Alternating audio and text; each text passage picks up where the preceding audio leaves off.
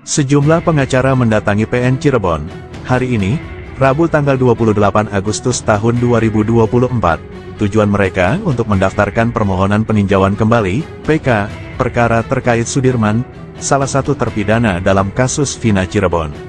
Seperti diketahui, sebelumnya tim kuasa hukum juga sudah mendaftarkan PK 6 terpidana lainnya yakni Hadi Saputra, Eka Sandi, Supriyanto, Eko Ramadhani, Jaya, dan Rivaldi.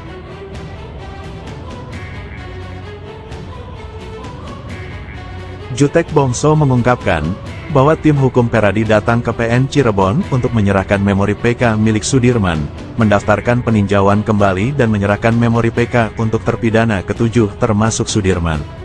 Jadi, sudah lengkap, 7 terpidana kasus Vina berada di dalam tim hukum Peradi.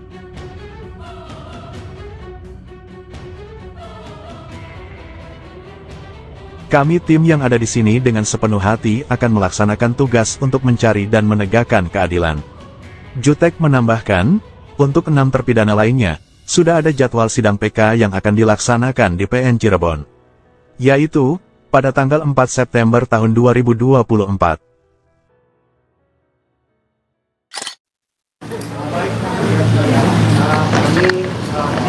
Dari Bali hadir pada hari ini tanggal 20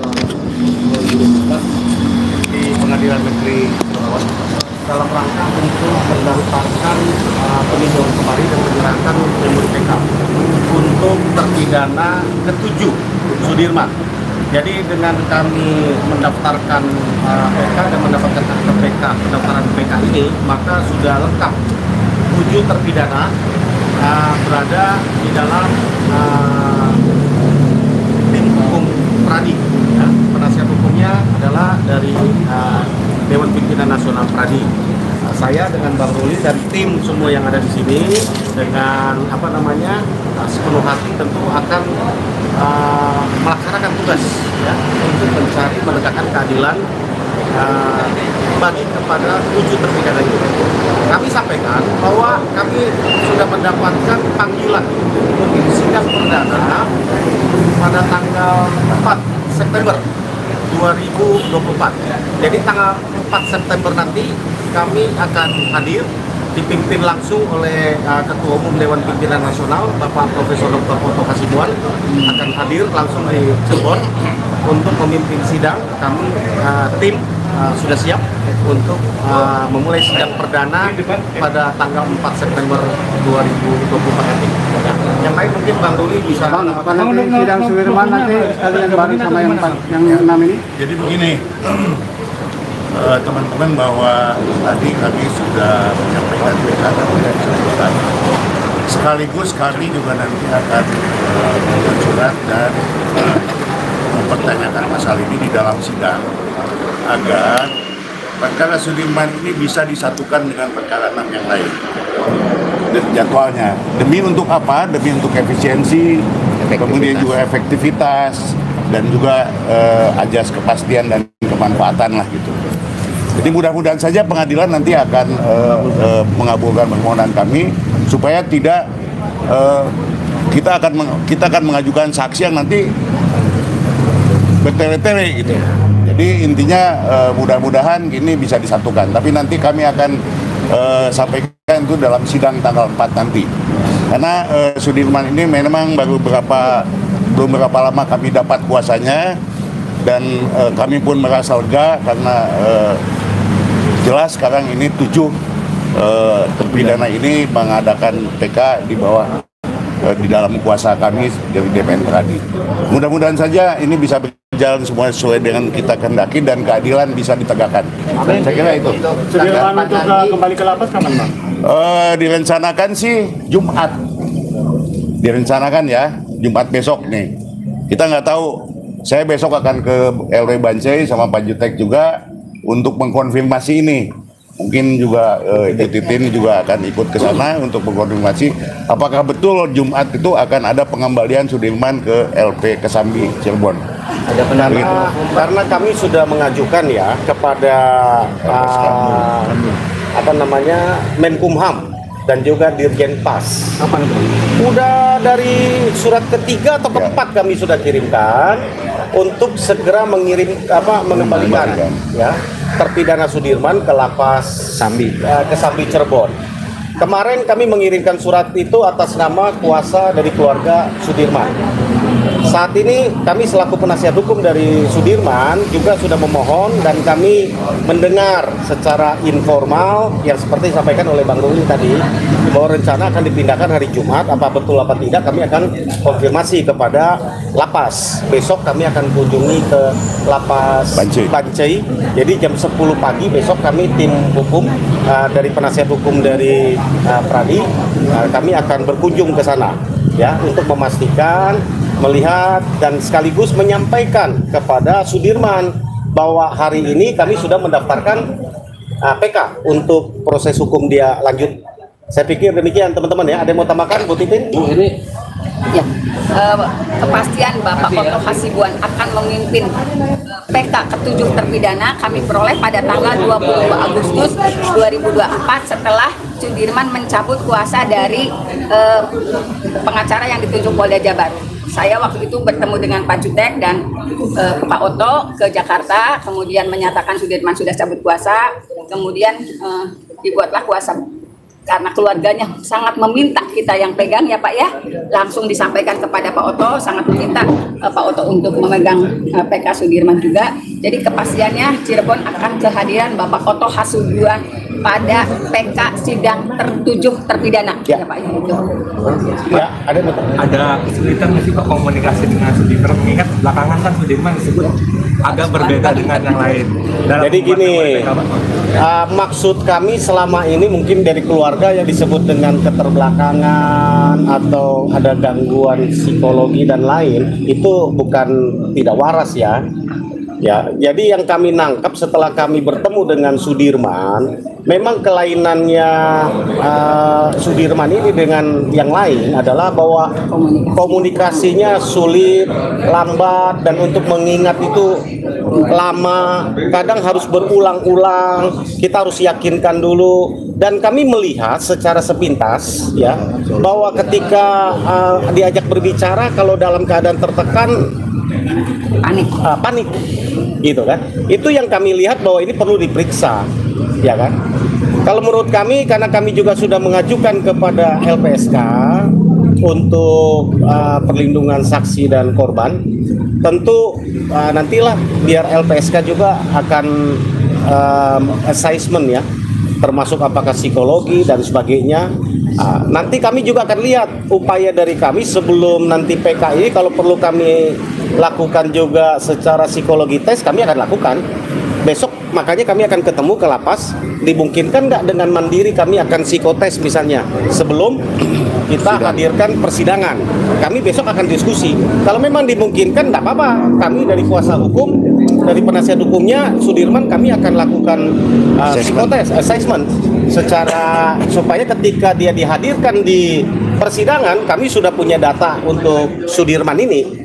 Besoklah kami di lapas Bancai, kami akan konfirmasi, kami akan melihat yang bersangkutan secara langsung gitu Bang Ruli ya. Lalu kita akan bertemu dengan kalapasnya, lalu kita akan berdiskusi. Kalau memang perlu, besok kami akan langsung lakukan action, kita akan cari psikotes ya, psikolog untuk melakukan tes kepada assessment kepada Sudirman ini. Apakah sama dengan teman-teman 6 terpidana lainnya atau ada tambahan baru Pak? Ya, begini, ini kan Sudirman ini agak berbeda dengan 6 terpidana lainnya. Kalau yang 6 terpidana lainnya itu Ines Rivaldi ya tentu, mereka itu ada di satu tempat di rumahnya RT Pasren, tapi Sudirman ini enggak, dia ada di tempat lain. Oleh karena itu dalam PK ini kami masukkan juga saksi-saksi alibi yang melihat bahwa Sudirman ada di satu tempat bersama dengan orang tuanya dan saksi-saksi lain. Artinya ada tambahan saksi Pak? Ada tambahan saksi. Ya karena memang Sudirman tidak ada di tempatnya RT Pasren waktu itu. Dia ada di tempat lain, ada di rumahnya, dan kemudian ada yang melihat bahwa mereka sama-sama waktu itu. Untuk Novum sendiri ada tambahan nggak begitu masuk ke Sudirman di sini? Ya kalau Novum ya saya kira hampir sama lah ya, hampir sama ya. Gitu. Ada berapa tambahan saksi Pak untuk Sudirman? Ada 6 kalau nggak salah, termasuk 2 yang saksi alibi ya. Berarti untuk total sendiri saksi ahli dan saksi Waduh, banyak Pak. Saksinya aja ada sekitar 33. Belum saksi ahli. Jadi sekitar 60-70-an lah. 50-an. Ya, gitu. Jadi nanti kami juga akan seleksi lagi lah mana yang akan kami yang paling penting untuk bisa dijadikan saksi dalam perkara ini. Untuk Rudiana sendiri apakah perlu dijadikan saksi juga, Pak? Rudiana, wah ide bagus itu ya, ide bagus itu. Kita akan sampaikan nanti suratnya pada Rudiana, apakah dia mau jadi saksi gitu ya. Kalau mau datang. Ini teman-teman, kenapa ya Sudirman ini berbeda? Seperti Bang Ruli tadi katakan, dia ini satu tidak ada di lokasi kejadian. Yang kedua, memang mereka ini tidak bersama dengan 6 terpidana lain yang ada di rumah Bu Nining, Pak Pasren. Sudirman ini ikut ditangkap oleh karena pada tanggal 31 Agustus 2016 dia motornya dipinjam dan ada di lokasi penangkapan di SMP 11. Ya, menurut keterangan itu hanya itu yang membuat dia jadi terpidana seumur hidup. Kesian dia tanggal 31 Agustus 2016 kalau jam 4 sore dia tidak ada di SMP 11. Aman dia. Aman dia. Apes dia gitu loh. Sial dia. Itu persoalannya. Jadi dia ditangkap itu oleh karena tanggal 31 Agustus lewat di situ bawa motor dipinjam. Ya itu problemnya. Kalau 31 Agustus dia nggak ada di SMP 11. Aman dia. Selamat dia gitu loh. Itu aja teman-teman. Artinya di tanggal 4 nanti ini Sudirman juga akan dimohonkan untuk di Ya. Betul. Ya, betul. Kami akan gabung. Gitu ya, teman-teman ya. Kalau kehadiran para pemohon apakah dibutuhkan atau seperti apa, Pak? Ya pasti kami akan mohonkan KLP untuk didatangkan ke sini sebagai pemohon. Biasanya sih dikabulkan. Biasanya yang saya udah itu biasanya memang datang pemohonnya. Ya walaupun dengan pengawalan dan lain sebagainya itu urusan teknis lah, tapi dihadirkan biasanya. Pak, terakhir untuk tanggal 4 apa aja persiapan? Ya persiapannya paling ya kita pembacaan PK lah ya. Pakai baju yang rapi. PK, dan kemudian tentu saja nanti kita akan minta supaya bisa disatukan perkara Sudirman ini dalam perkara yang lainnya gitu. Oke. Ya. Siap ya, makasih ya teman-teman ya. Terus jadwal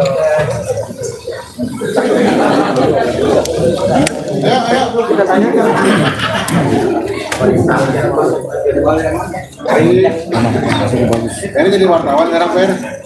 Alatnya Ferry.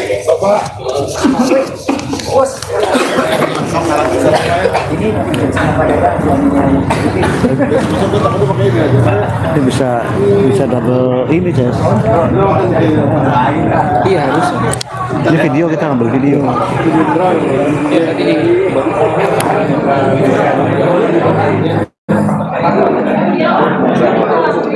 Bagus juga berapa nih? 140.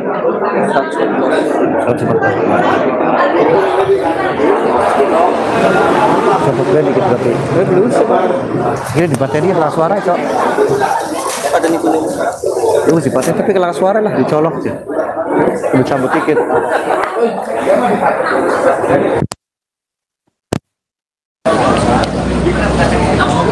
Dikit kayak mati ini band nih.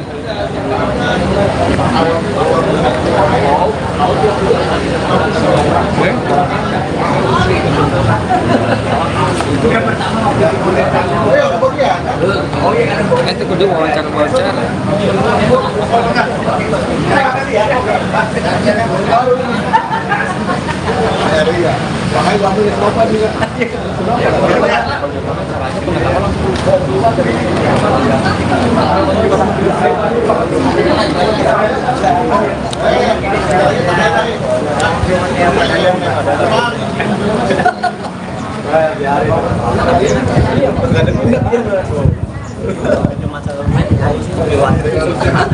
Bisa ketat.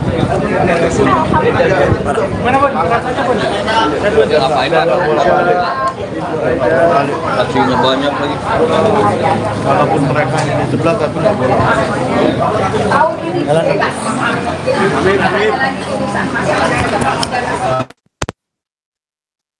Ini Saka sama Sudirman sejak dari 2016 lalu. Ini kelihatannya kayak sudah menganggap anak sendiri. Iya, namun sih di sono Kayak sudah menganggap anak sendiri. Iya Allah, nanti coba nih, nanti misalnya Sudirman hadir, lihat kondisinya, nggak akan tega ngomongin yang jelek soal Sudirman, nggak akan percaya. Ya Allah, badannya ringkih, jalannya juga layak, Masya Allah. Semua, saya sih yakin ketika Sudirman hadir, memang kan kondisinya sangat berbeda dibanding yang ada di dalam. Sudirman itu betul-betul ringkih. Pasti kalian nggak akan tega. Wartawan sendiri nggak akan tega, benar-benar. Itu sendiri Saka sama Sudirman ini seperti apa sih? Dia anak-anak baik. Melihat anak sendiri gitu. Iya, anak-anak baik, ini nurut banget. Dia lagi semales apapun kalau saya ngomong didengar. Karena apa? Buat kebaikan Saka. Cuman ini mohon maaf, yang Saka mau dialay-alayin sama saya nggak boleh. Saka mah harus tetap jadi Saka anak yang baik, nggak boleh alay-alayan. Ya? Ya Saka juga nggak mau ibu. Iya, nggak mau alay-alayan katanya Saka mah. Ya anak bungsu. Ya, cuman kalau udah di mobil pergi baru juga 10 menit tidur. Nanti pas nyampe udah nyampe tak. Gitu. Ya begini. Tidur. Saka tidur, kan ada bantal Bu. Tidur dia kalau udah nyampe mobil. Saya marah. Cirebon yang berada marahin Pak Dadang cuma ini doang. Anak bungsu nih Pak. Waktu itu kenapa Bro? Karena ngejelas nih Bro ya. Jadi prediksi kalau Saka kan udah biasa Pak pergi luar kota Jakarta Cirebon. Kalau Jakarta Cirebon itu kan paling cepat kan 4 jam kalau nggak macet. Itu jam 12 masih ada di Jakarta. Sedangkan kalau di PN kan di pengadilan Cirebon kan bukan di PN. Jadi ini Bapas kan jam 4 tuh udah tutup. Sedangkan itu jam 12 masih ada di Jakarta. Jadi manyun aja. Berangkat jam 1, 2, 3, 4, 5. Kalau dipikir-pikir nyampe jam 5 nggak akan keburu. Di situ yang Saka tuh ngomel-ngomel. Ngomel aja ya kitanya. Sebelumnya kan udah janjian sama Bapak Cirebon. Supirnya siapa? Siapa supirnya? Pak Dadang. Pak Dadangnya sampai nggak ada remnya. Ngebut itu 3 jam nyampe. 2 jam. 2 jam 18 menit nyampe Cirebon, gila. Dari Kemang. 2 jam. Dan besok saya akan nganter keluarga Sudirman ke Lapas Bancai untuk memastikan mudah-mudahan Sudirman hari Jumat bisa dibawa dipindahkan lagi ke Lapas 1 Cirebon. Ya, ke Lapas 1 Cirebon. Dia urusan Pak Dadang Maning tuh.